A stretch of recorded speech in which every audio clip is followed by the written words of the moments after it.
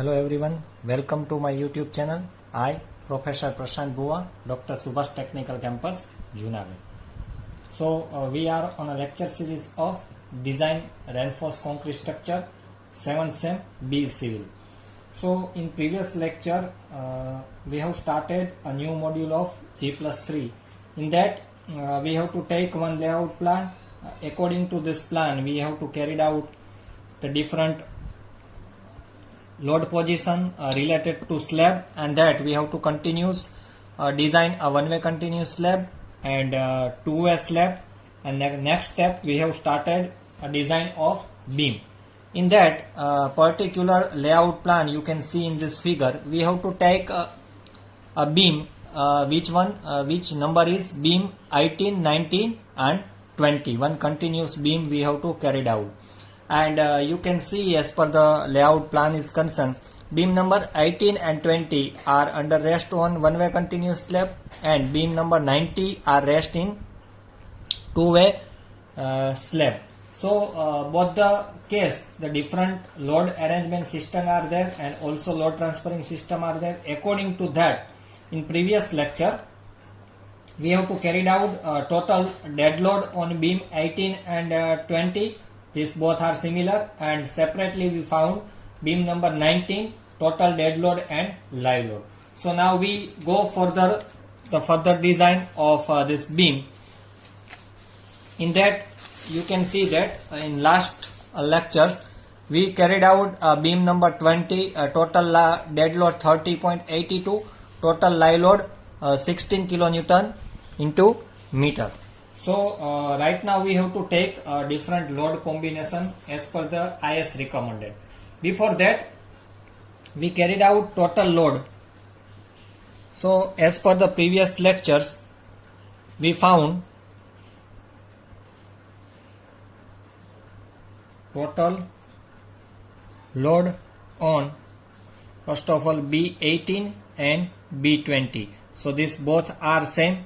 So in that case total dead load we found 32.75 plus live load is 80 kilonewton per meter. So total dead load plus live load you have to take 15.75 kilonewton per meter load are acting.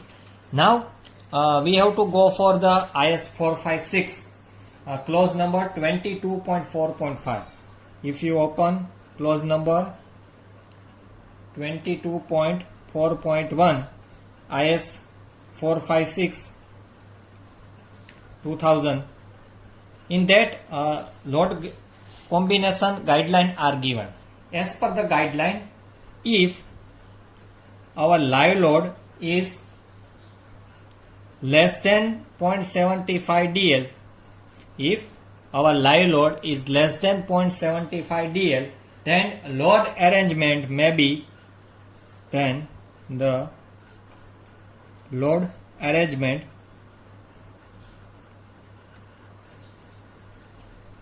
may be designed dead load plus live load all the span. So what is this code is ask about the load arrangement. If our live load is less than 0.75 DL, then we have to take in all the span dead load plus live load. So in that case no different load case are required to analyze or design the beam. Otherwise, if our live load is greater than 0.75 DL, then we have to take as per the different load combination given in IS 456 and carried out the trial and error and found the maximum load. So here we have to check our condition is satisfied or not as per the clause number 22.4.5. So I will take 0.75 DL. So my dead load is 32.75. So I will take 0.75% of DL. What should be the answer?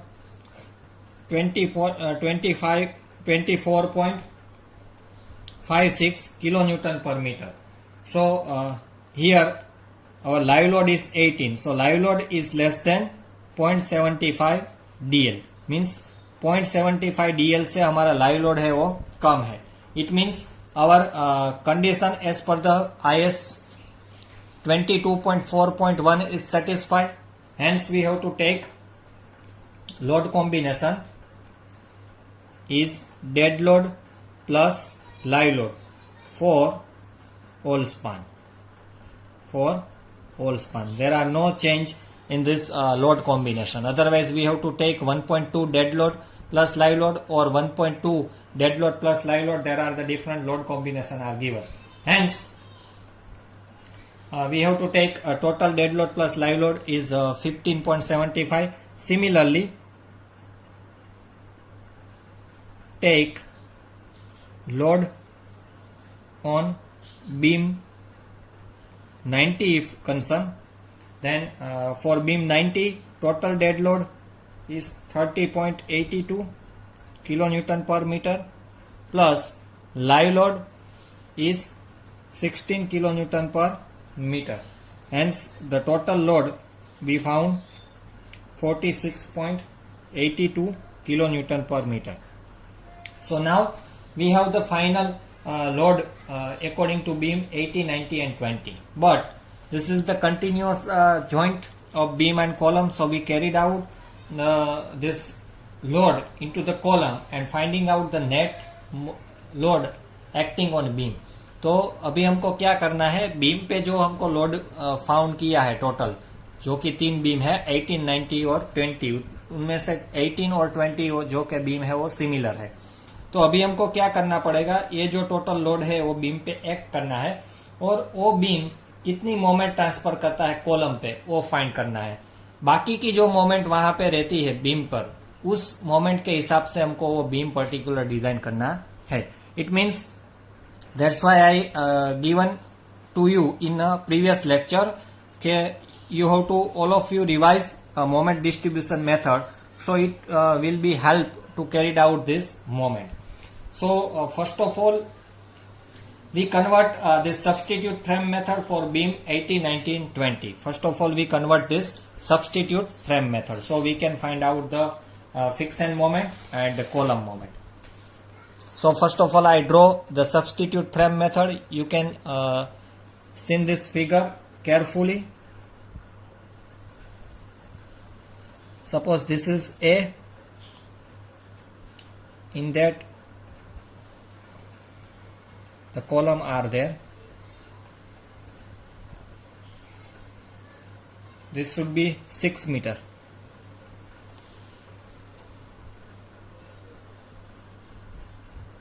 Then 4 meter.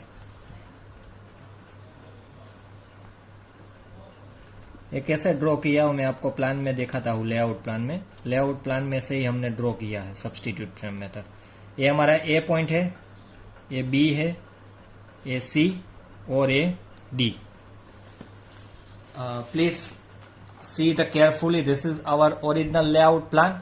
इसको अगर आप horizontal में transfer करोगे तो ए हमारा ए point आएगा. ए हमारा beam design करना है 18, 90 और 20. So this one is A, B, C and D. So A to beam है, ए टू बी वो 6 मीटर है. This one is 4th and this one is again 6 metre. तो ये जो हमारा कॉलम है वो आएगा upper column, downward column similar. So just like this I will be convert this substitute frame method. ये हमारा पॉइंट ए, बी, सी. इसके ऊपर हमने टोटल डेड लोड फाइंड कर लिया है. This is the beam number and we already find out the total UDL on this particular beam. So this is the beam number 18 you can say. So in that total load is found 15.75. This is beam number 90. In that we found 46.82. Again beam number 20 we found the similar as beam number 18. So this is total load we found. This span is 6 meter. This one is 4 meter. This is one is 6 meter. So this is ABCD.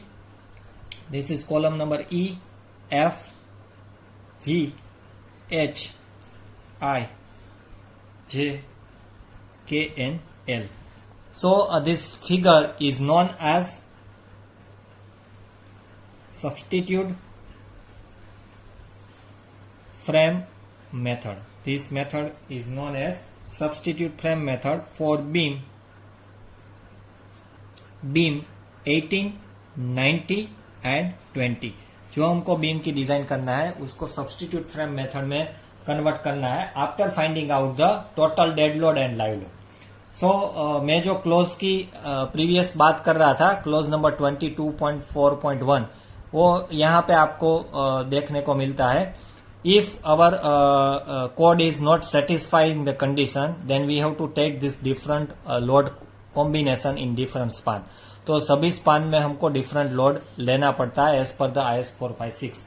But current in this case we found the satisfactory result as per the codal provision 22.4.1. That's why we have to take total dead load plus live load, total dead load plus live load, total dead load plus live load in all the span. So there are the no change in a case of different load combination. Now we require the inertia moment of beam and column. So we assume the size of beam. First of all, so find out IB. So for beam we have to assume size 230 by 300 mm. So BD cube by 12 if you have to found for rectangle. So IB आपको मिलेगा 517.5 into 10⁻⁶ mm cube. Similarly IC column की अब inertia find करोगे IC, तो वो भी आपको column की साइज हमने एज्यूम की थी rectangle 300 by 300. So as per this rectangle again BD cube by 12. So we found inertia at C means column 10⁻⁶ mm⁻⁴. This one is also mm⁻⁴, not 3. So likewise we found the moment of inertia at B and C. So now it's very first step to finding out the fixed end moment, is also known as FEM, fixed end moment. So you all of you aware about the fixed end moment. So we found fixed end moment at AB. Also we found fixed end moment at BA, because generally two moments are acting. One is clockwise, anti-clockwise, clockwise, anti-clockwise, clockwise, anti-clockwise. तो A to B, B to A, B to C, C to B, C to D and D to C. Likewise we found a 6 bending moment. So MFAB, MFBA, MFBC, MFCB, similarly MFCD and MFDC. So likewise we found 6 fixed end moment. So as per the UDL fixed end span, we know that the fixed end moment equation is minus WL cube by 12. So first जो हमारी moment है वो anti clockwise आएगी, then next is clockwise. So AB है वो anti clockwise आएगी, तो हमारा W है 15.75, L जो कि हमारा है 6. So WL² by 12 we found minus 152.25 kilo newton per metre. So similar BA का भी वही आएगा, मगर क्या आएगा प्लस WL² by 12, तो कि वो है क्लॉकवाइज मोमेंट. सो लोड सेम रहेगा 15.75, जस्ट जो लोड पोजीशन है उसके हिसाब से मोमेंट चेंज आएगी. तो यहाँ पे आएगा 115.25 similar but positive moment, because वो है क्लॉकवाइज और ये है anti clockwise. Similarly we found BC. So BC में भी सेम रहेगा, पहली जो मोमेंट है वो माइनस आएगी, इक्वेशन सेम WL² by 12, मगर यहाँ पे W है 46.82 और L हमारा है 4 मीटर, क्योंकि वहाँ पे स्पान और लोड दोनों चेंज हो रहा है. तो उसका आंसर आएगा 62.42 किलो न्यूटन पर मीटर. और CB का भी सेम रहेगा प्लस WL² by 12, तो उसका भी आंसर आएगा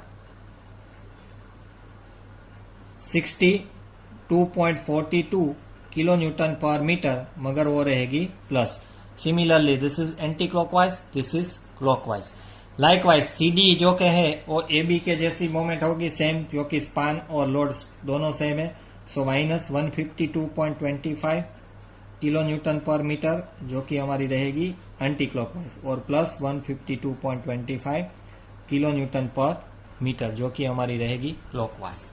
सो this is fixation moment carried out as per the substitute frame method. Substitute frame method से हमको ये हमने फाइंड किया है, वो फिक्सन मोमेंट है ए बी की, A B, B A, B C, C B, C D and D C.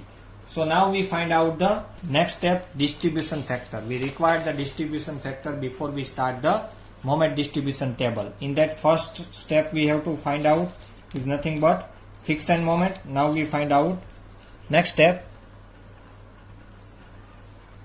distribution factor. Distribution factors, उसको हम DF भी बोलते हैं। सो डिस्ट्रीब्यूशन फैक्टर के लिए हमको एक टेबल ड्रॉ करना पड़ेगा। उसमें पहला हम ड्रॉ करेंगे सीरियल नंबर, उसके बाद आएगा जॉइंट, क्योंकि हम joint wise distribution factor find करते हैं, उस जॉइंट में से कितना मेंबर है। सो नेक्स्ट आएगा member. We know the equation of distribution factor K is equal to I by L। तो हमने I और L, I हमने बीम और कॉलम का दोनों का फाइंड किया है, L हमारे पास है। So that's why we found the stiffness. We take summation of stiffness K for particular joint and then find out distribution factor is the equation of K upon summation of K. So these are the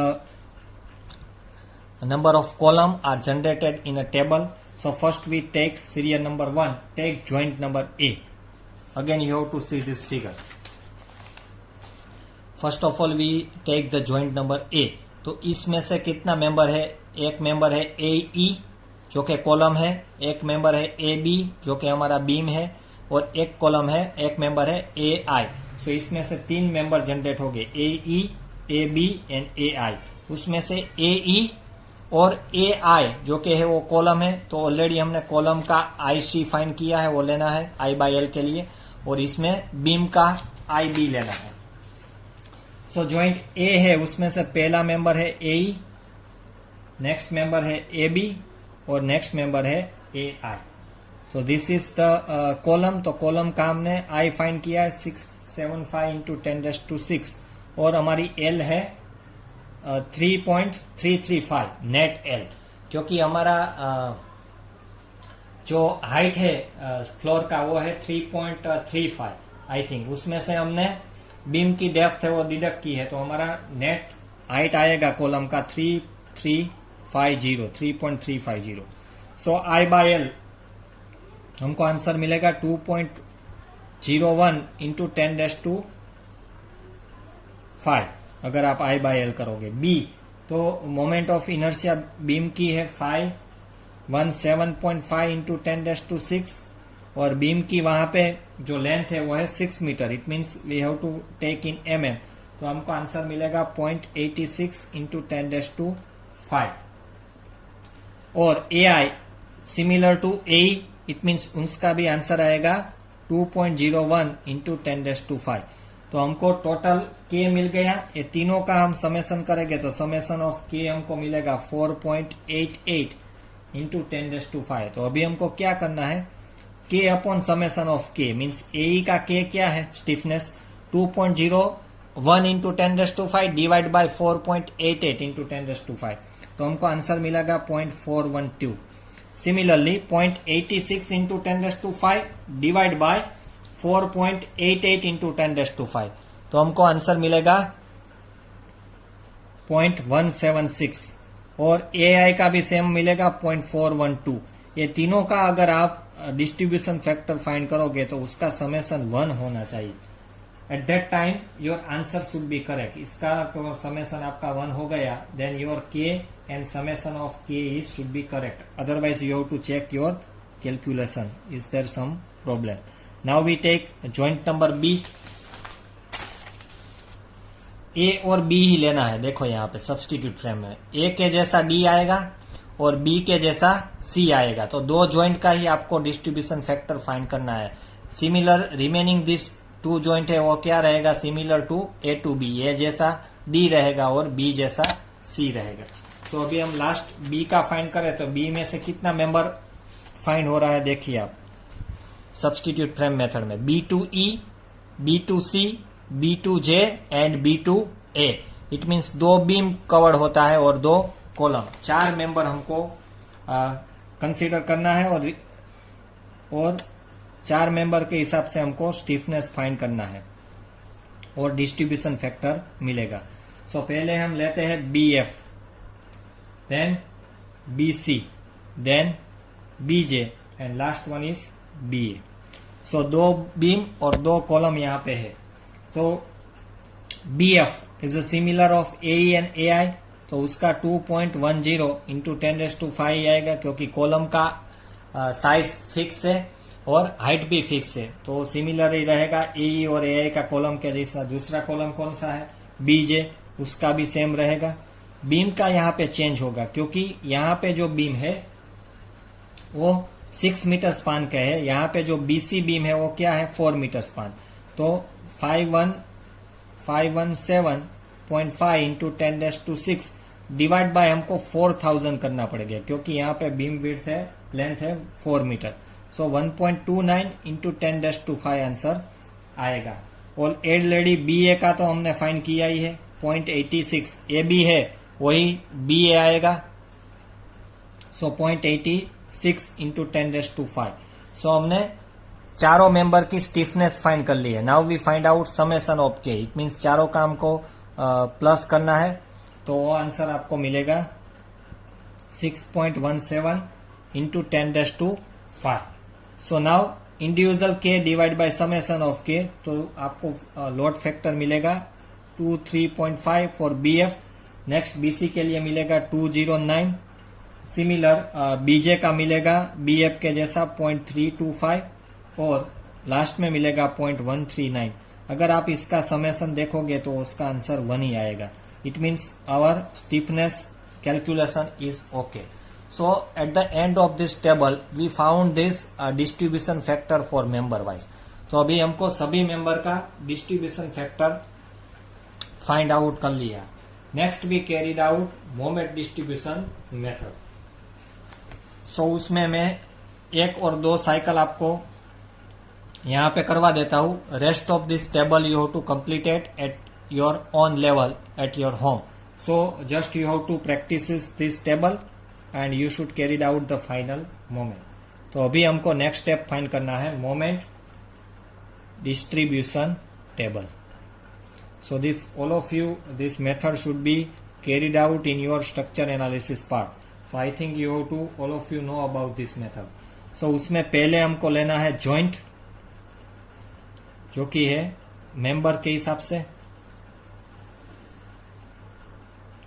next हमको find करना है column A, column A आएगा, then A B और B ए, 2 part आएंगे 2 beam के लिए, एक A B और बी ए। सिमिलरली उसके बाद आएगा कॉलम बी, नेक्स्ट आएगा बी सी और सी बी, उसके बाद आएगा कॉलम सी और उसके बाद आएगा सी डी और डी सी। डी सी यहाँ पे अगर आपको लिखने की ज़रूरत नहीं, क्योंकि वो सिमिलर रहेगा ए बी के जैसा ही। सो ए जो कॉलम है उसमें 2 कॉलम आएंगे, ए ई और A I.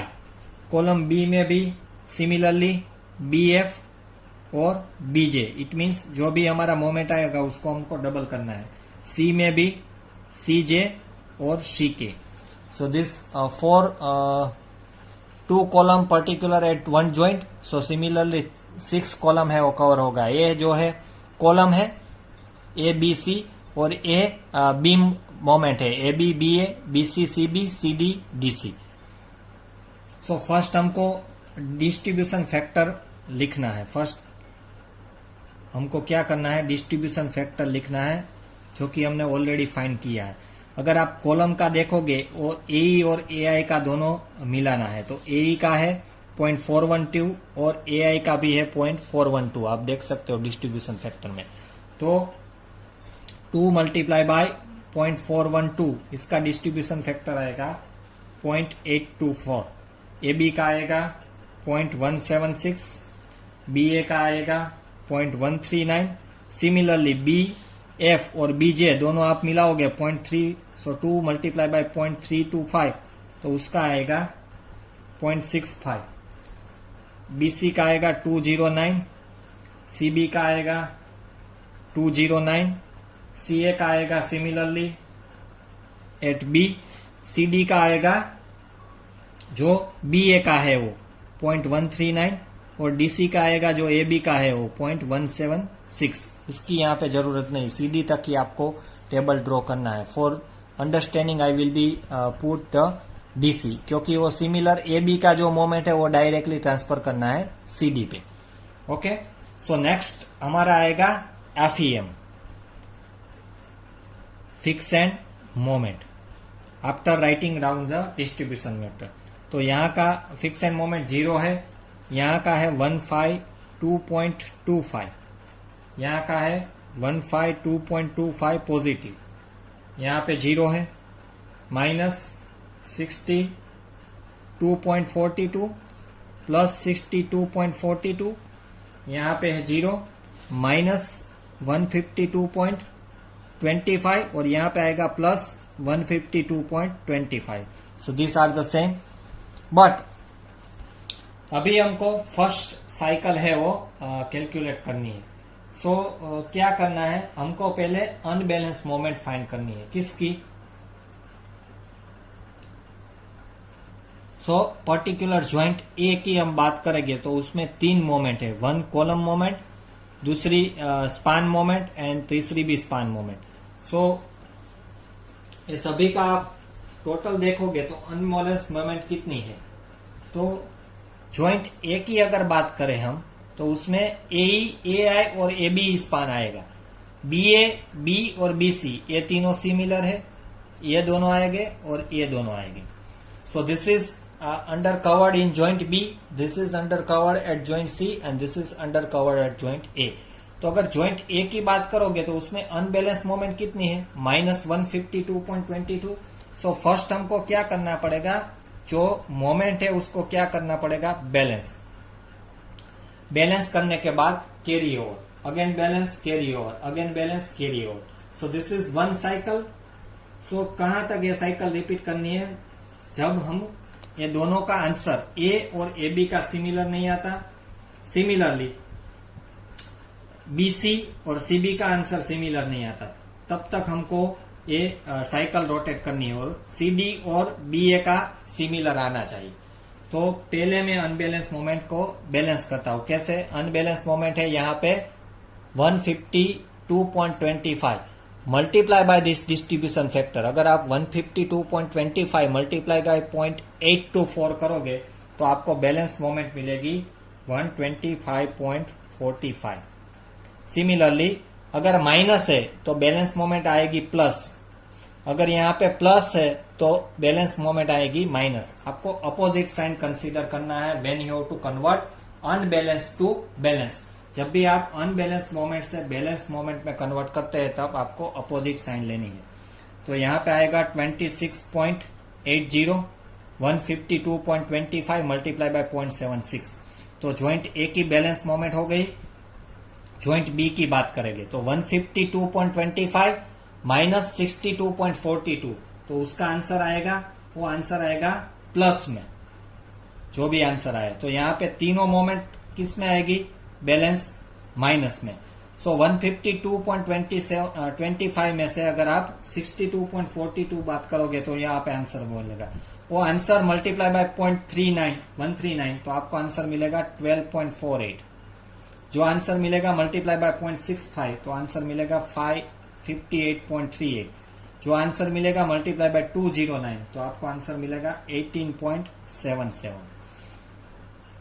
Similarly two C, 62.42 plus है -52.25, तो ये जो अनबैलेंस मोमेंट है वो आएगी माइनस में, तो तीनों मोमेंट प्लस आएगी, तो फाइंड करने की जरूरत नहीं है।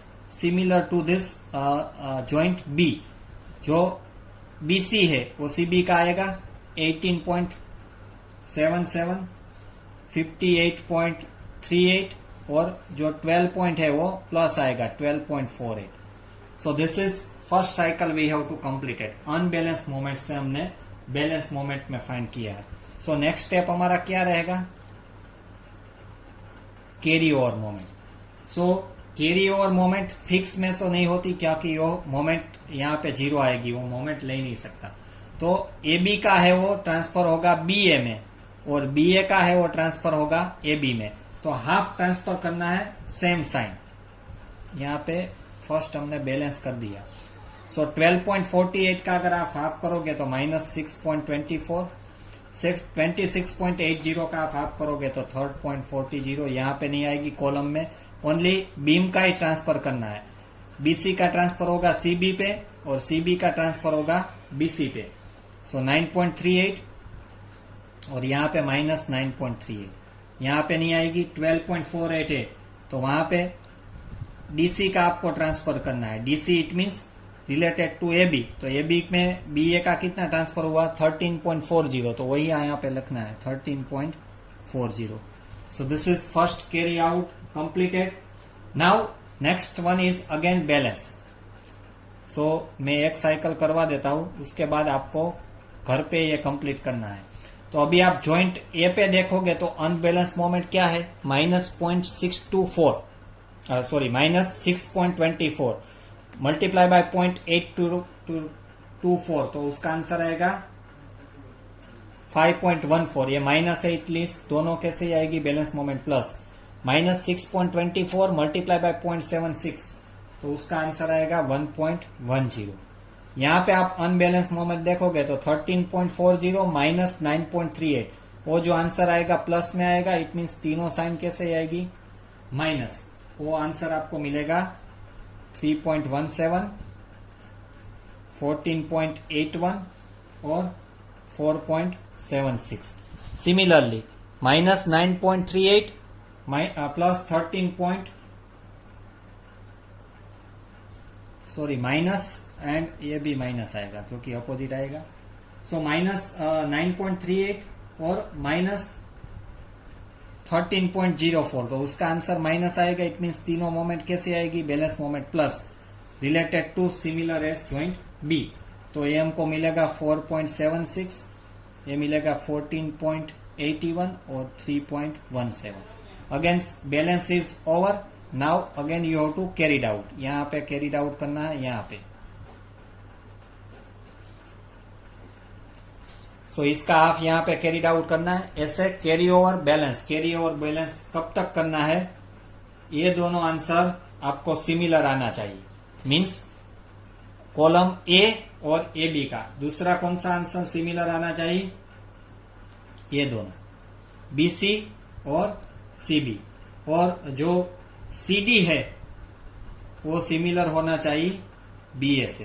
तब तक आपको ये रोटेशन कैरी आउट करना है। So I hope you have to understanding this moment distribution method. So आपको अभी practice at home, you have to carry out carry over balance up to this both answer is not getting similar. So I hope you have to understanding this bending moment distribution table. Thank you student for watching this. In next lecture we have to start at the next step is shear correction for this column.